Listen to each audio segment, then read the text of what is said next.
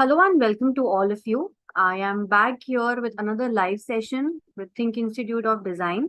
I am architect Nishtha Joshi, and this live session is a continuation of the previous session that we took a few days back. This is part 2 of the same session where we are going to discuss B.Arch question paper, JEE question paper 2024. And we were discussing some questions that had come in this year's JEE exam, and some of the questions were left in the previous discussion. So this session is all about the remaining questions. We will be looking at some different type of questions than the previous session. So it will be definitely a lecture where you will learn some new things, some different type of questions, how to tackle each question, how to solve a particular kind of question. And of course, you can interact with us. You can write your doubts and queries in the comment section, and we'll be happy to help you. Before I start with this session, I would also like to inform you that we are conducting a very nice webinar on 16th of February. This webinar is going to be about NATA exam, NATA 2024, where we will be discussing about the intricacies of this particular exam, the format, the kind of questions and whatnot. And most importantly, this webinar is going to be in Malayalam for all my Malayalam speaking friends. So if you want to be a part of this webinar, kindly screenshot the poster that you see on your screen right now. There is a WhatsApp number mentioned at the bottom right of this poster. You can drop a message in that WhatsApp number regarding this workshop. You will get a registration link. You can register and then attend this webinar on Zoom. Please don't forget that this webinar is on 16th February. So please register soon for this. As I told you, we will be again discussing the remaining questions of JEE Paper 2 2024. So without wasting any more time, now I'll go straight to the questions. I will be expecting that you read these questions and answer in the comment section as soon as possible so that we can test your knowledge. We can know how much you know and how well prepared you are for NATA 2024. We'll start with the first question for this particular live session. This question reads, the design elements which are associated with the sense of touch are. So there are 4 options. Each option has 3 letters each, and they are very confusing. You can see that the same words, the same terms are repeating in all these 4 options. So in such questions, there is a great possibility that we might get confused because of one word being here and there, the answer might go wrong.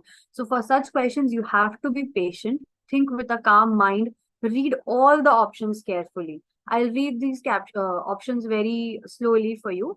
The first option is texture, shape, and form. Let's go back to the keywords again mentioned in the question. You have to identify the design elements which are associated with the sense of touch, meaning the things that you can touch and feel and understand them. So think about texture, think about shape, think about form. Can you touch any of these? Can you feel any of these? Is it associated with the sense of touch or not? Option 2 is shape, pattern, and texture.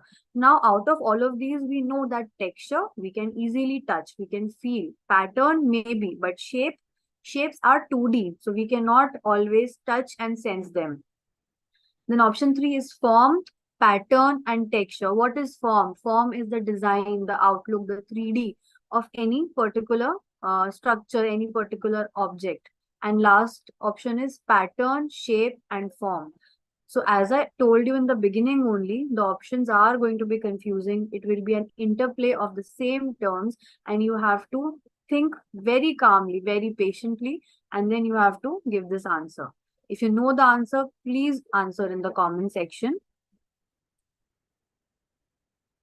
The right answer is option 3, form, pattern, and texture. Now I'll explain you why this is correct. As I already told you, shape is something which is 2D, like a square, like a circle, things that we draw on paper. It is 2D, so we cannot touch that shape or feel it, or we cannot understand it just by touching that which shape has been drawn on the 2D surface, the paper or any 2D surface. But when you talk about texture, texture is something which is 3D. For example, the texture on your walls, the texture on a particular table or a bench, the texture on top of any fabric or anything else. So texture is something which we can sense with touch. Then comes pattern. Pattern again, repetitive designs which we can uh, touch and understand. For example, the railings in our houses, in our schools, in our offices. The railing has a particular pattern, a design which keeps on repeating. So pattern also we can touch. And form. Form is a 3D object. Any 3D object has some sort of form. For example, if you talk about Falling Waters by F.L. Wright, it has some particular form. It is a building. It has a form which you can touch and understand.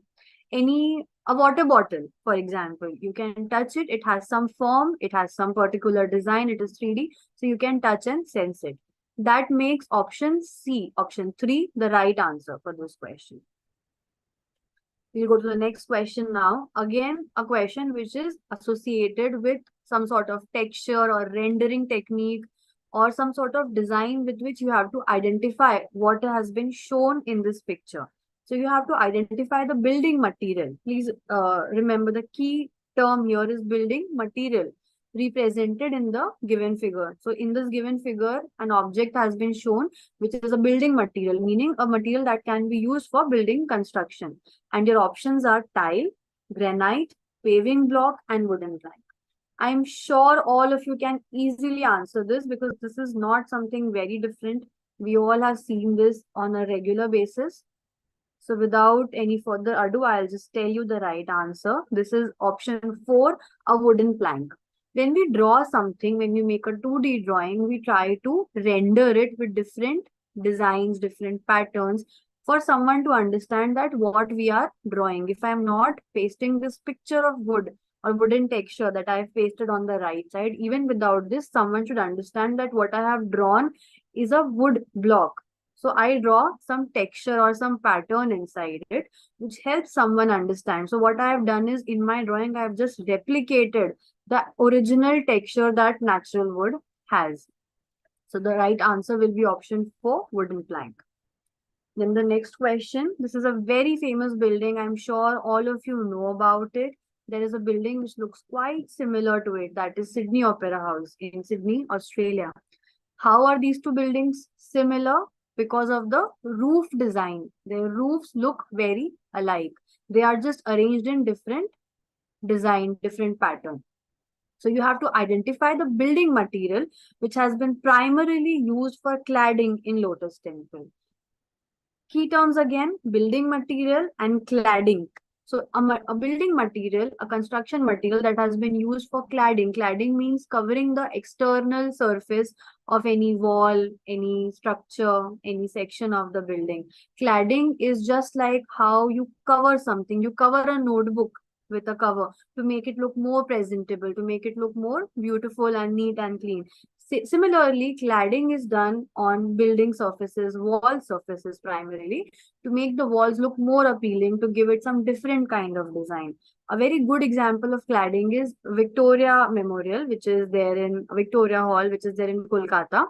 On that building, marble cladding has been done on the outside of the entire structure to make it look more beautiful.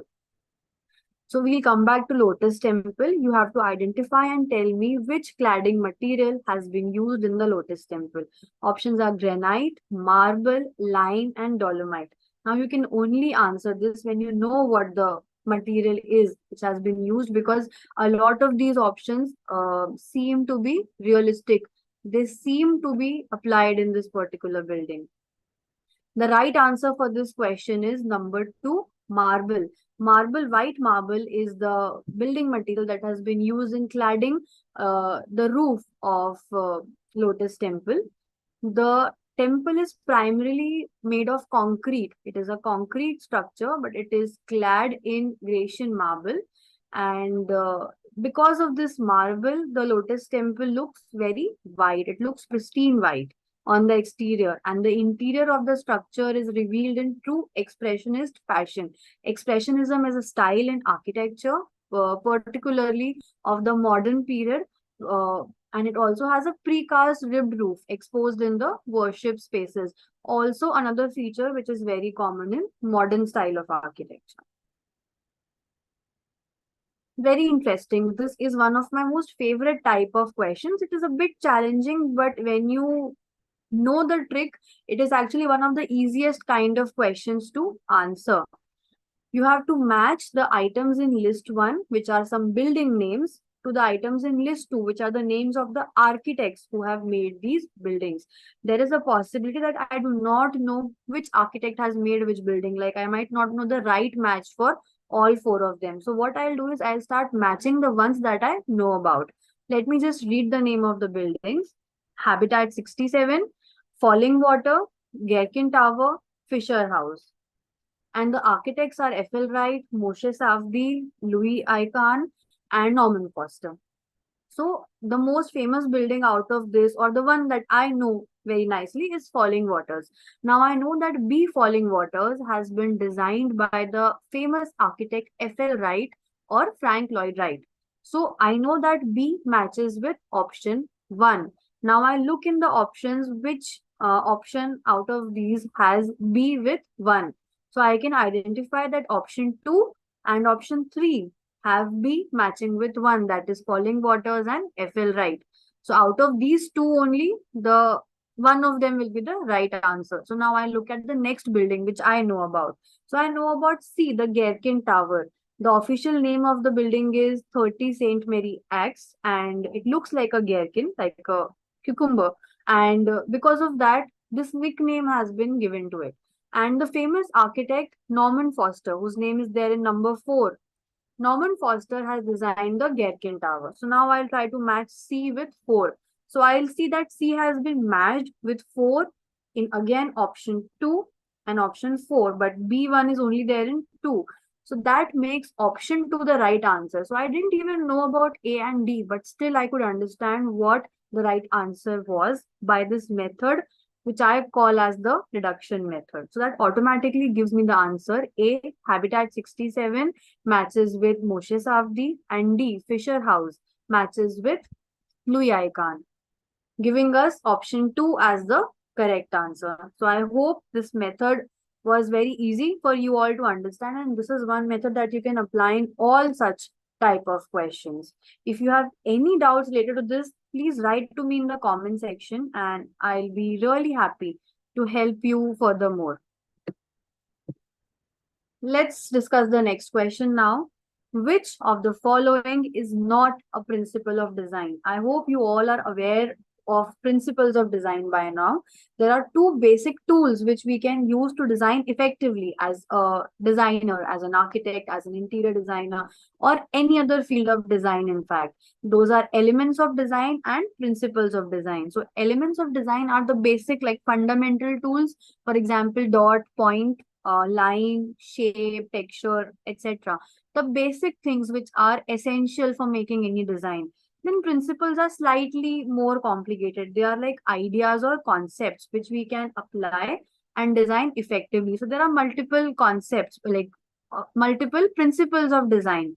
So out of these 4 options, you have to tell me which is not a principle of design. You have 4 options: focal point, rhythm, unity, and emphasis. Rhythm, very famous principle of design. Emphasis, we know we want to highlight some particular element. Then unity and focal point. Which one do you think is the correct answer? Which one of them is not a principle of design? Please write your answer in the comment section. The right answer is 1, focal point, because focal point is not primarily a principle of design. It is a product of a design principle that has been applied, that is emphasis. If you want to emphasize on something, the particular thing that you're emphasizing on becomes the focal point. Whereas rhythm, unity, and emphasis, all 3 of them are individual principles of design on their own. Next question. A very interesting one. It looks like it's very long. It might be, complicated, but it's not.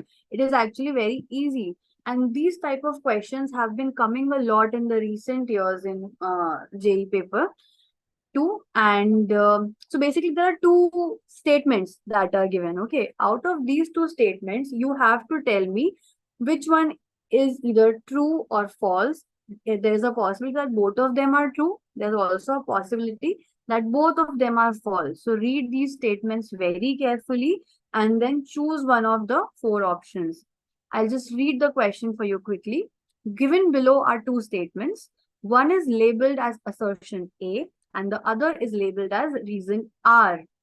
Now you have to tell me if both A and R are correct, if both A and R are not correct, if A is correct but R is not correct, or A is not correct but R is correct. Assertion A is green buildings have a lower life cycle cost than conventional buildings, meaning that green buildings require less money to sustain the entire building throughout the life of that building. After the construction happens, a lot of money and a lot of energy and resources are also required to run the building when people are staying in it. So in green buildings, the statement is saying that that cost, that amount of money is very less. Now reason R, green buildings require less maintenance and have lower energy and water consumption. Do you think the statement is true? Of course, green buildings promote rainwater harvesting. Of course, they try to, sometimes produce or regain or rejuvenate their own energy. They also sometimes require lesser energy as compared to other like regular buildings. Do you think A is correct? Do you think R is correct? Which one do you think is the right option? Please answer in the comment section. The right answer is option 1. Both A and R are correct, and R is the correct explanation of A. So I would like to remind you again about this amazing webinar that we are conducting on 16th of February at 7 p.m. To be a part of this exclusive webinar about NATA 2024 held in Malayalam language is you have to register for this particular webinar. There is a number that is given at the bottom of the screen. Kindly screenshot this poster, drop a text on this particular number saying that you wish to join for this particular webinar. A link will be sent to you. You just have to register and you can attend this particular webinar on Zoom. So don't miss this opportunity. This is like a very rare opportunity that you are getting, especially in a language which you are so comfortable in. So don't miss this chance at all. Just like we are discussing these questions and I'm giving you short explanations, of course, because of we have limited time right now, in such webinars and in the online classes that we conduct, we discuss such topics in great depth because these classes are usually 1 hour to 1.5 hour long, where we have more time for this sort of one-on-one discussion. So don't miss this opportunity. You can also join for our online batches that keep on going on for NATA preparations. Let's discuss the next question. Again, a match the following type of question. Here in the list 1, some important sites are given. These sites, some of them are World Heritage Sites. And in list 2, name of countries are given from which these particular sites or heritage structures belong to. So you have to match the name of the site or heritage building on the list 1 to name of the country in list 2. Again, if I know the answer well and good, I can easily conclude with the correct option. But if I do not know, if I know some and I do not know about some, I'll start using my deduction method that we just discussed a few minutes ago. Option 1 is Rila Monastery, then Mahabodhi Temple, then Vadia Litan, then Valletta. And name of the countries are Egypt, Bulgaria, Malta, and India. Mahabodhi Temple, of course, we know that it is there in India.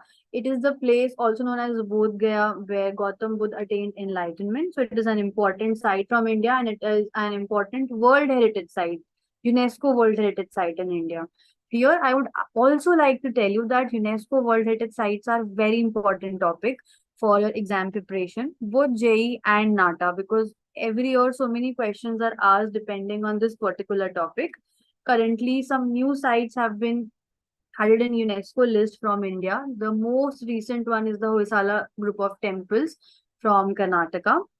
So kindly go through this list, kindly go through the World Heritage Sites, especially the most recent ones, the ones which we have been added in the last 3-4 years, because there is a possibility that questions might come related to the latest general awareness.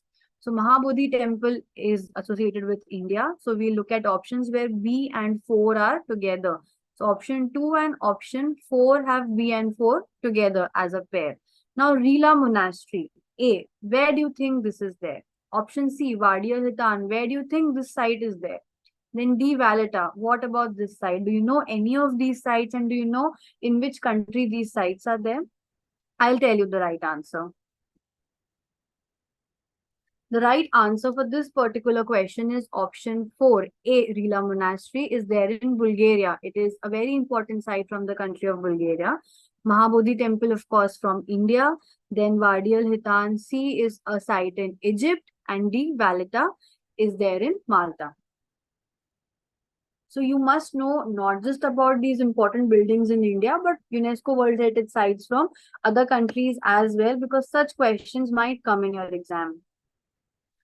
Now, I think this is a question that each and every one of you can answer, even without specifically preparing for this, because this is such an iconic building, and this building also has been in a lot of news and all news channels and newspapers and all, because of this very famous incident that happened in this building. So I'm sure you all will be answering this question in the comment section. You have to identify this famous building in the given picture. Now, we know this building as well, and looking at the options also, we know that this famous building is there in India. Your options are Victoria Memorial, Hotel Taj Mahal Palace, Khalsa Heritage Complex, and Mysore Palace. So which one do you think is the right answer? Yes, absolutely. The right answer is option 2, Hotel Taj Mahal Palace, which is there in Mumbai. So this hotel complex is actually comprising of two buildings, one historic one, and the other one is the new building, which has been constructed later on to accommodate more rooms and amenities for this 5-star hotel. This is, of course, the older building, which was constructed in the British era. And a very sad incident happened here, that was the terrorist attack that happened a few years ago, because of which this particular hotel building was in a lot of news.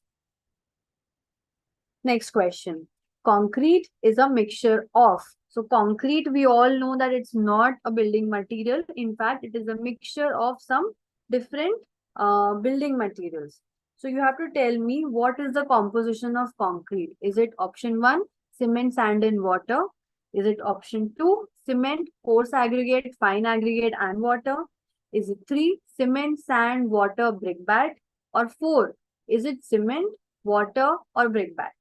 I'll tell you what each of these terms mean. Brickbat means smaller pieces of brick. It can be half a brick, or 1/4 of a brick. It can be a small broken piece of a brick. It is known as a brickbat.